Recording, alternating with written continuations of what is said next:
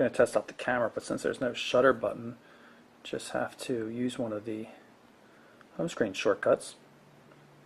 Easy to use, just point it and tap on the button and it takes the photo. You can delete it right away if you're not satisfied with it.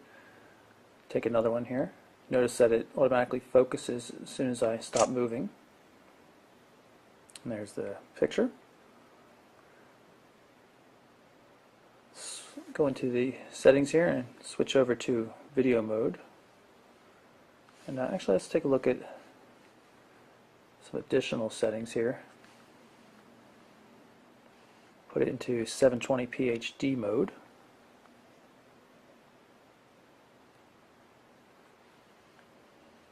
And we'll start recording. So here's the sample HD video. Move it around a bit and stop it and try to play it back.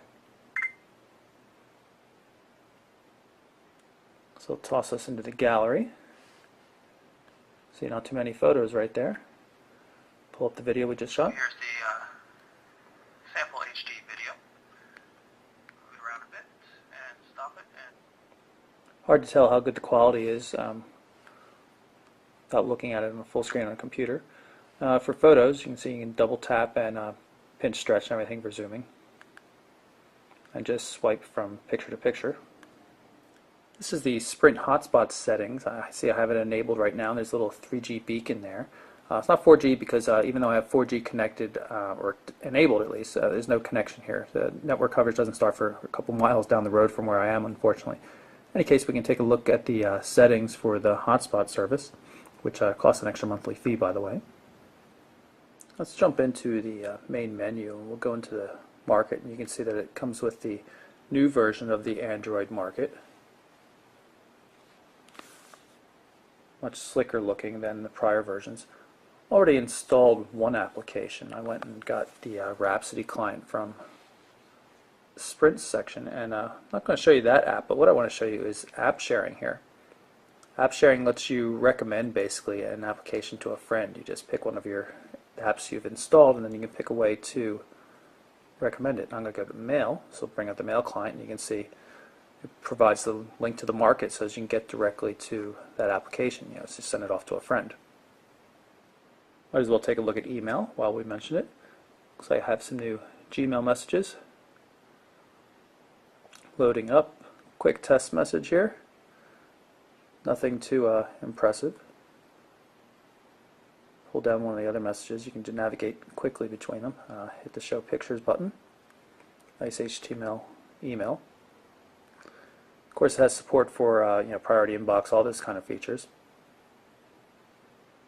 There's also a regular email client though, and you can use that for Gmail accounts if you choose. You can see I've got the same Gmail account right here.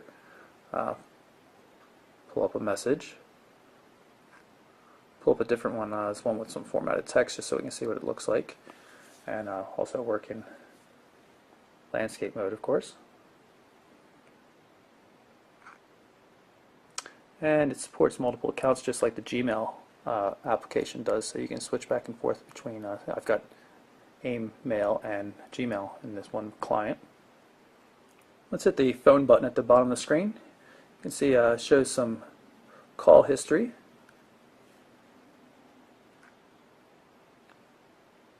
Just start dialing for smart dialing. Say, let's do Jack. It's J-A. You can see Jack Black and Clark Kent both came up there. I can narrow it down further. And place the call.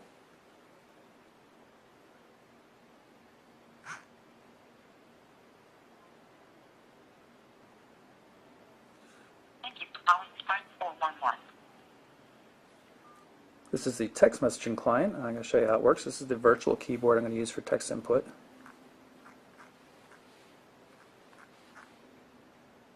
You can see the word correction prediction.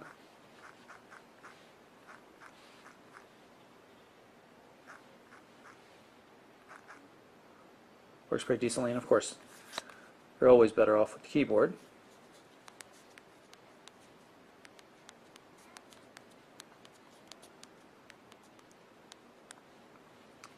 Notice that when you're in the keyboard mode, though, it doesn't seem to allow you to do double spacing to get a a period or a full stop right away.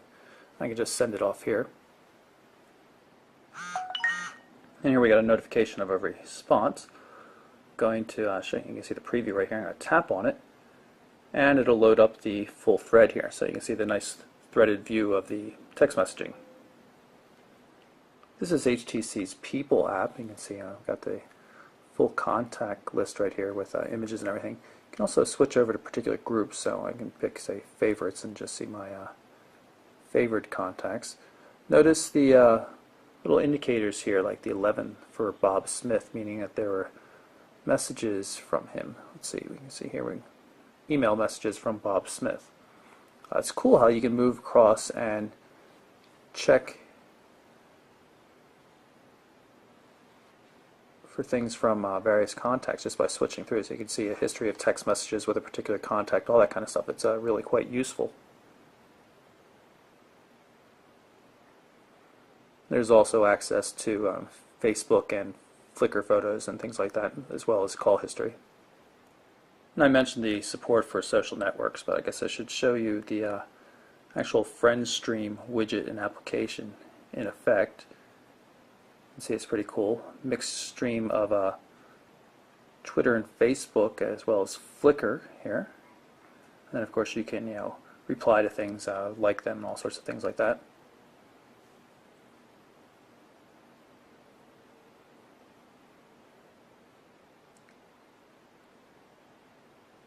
So here we are, you can see I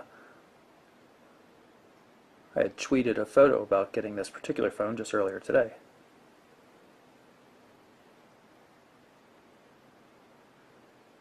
If I can find it, probably this last one here, there it is. And we'll take a quick scan through the main menu here. You can see there's the car panel for car mode, flashlight application, HTC's footprints, desk clock, all the Google navigation, Kindle e-reader, some of the Sprint apps like NASCAR. There's that Rhapsody I installed. Everything else you're seeing though is stock. So there's quick office support for reading office documents while on the go, the Sprint hotspot application, voice recorder, voice search, and of course visual voicemail. So that's my quick look at the HTC Evo Shift 4G for Sprint. It's a speedy little 800 megahertz device. Really nice display, fantastic keyboard, good form factor, not too heavy, and really quite pocketable. Been quite pleased with it overall so far. I don't know anything about battery life or 4G speeds yet. I'll have to give that a further test since I just got the phone this morning. But in any case, I like what I see so far, and you should check back to mobileburn.com in the near future for a full review. Until then, I'm Michael Orrell for mobileburn.com.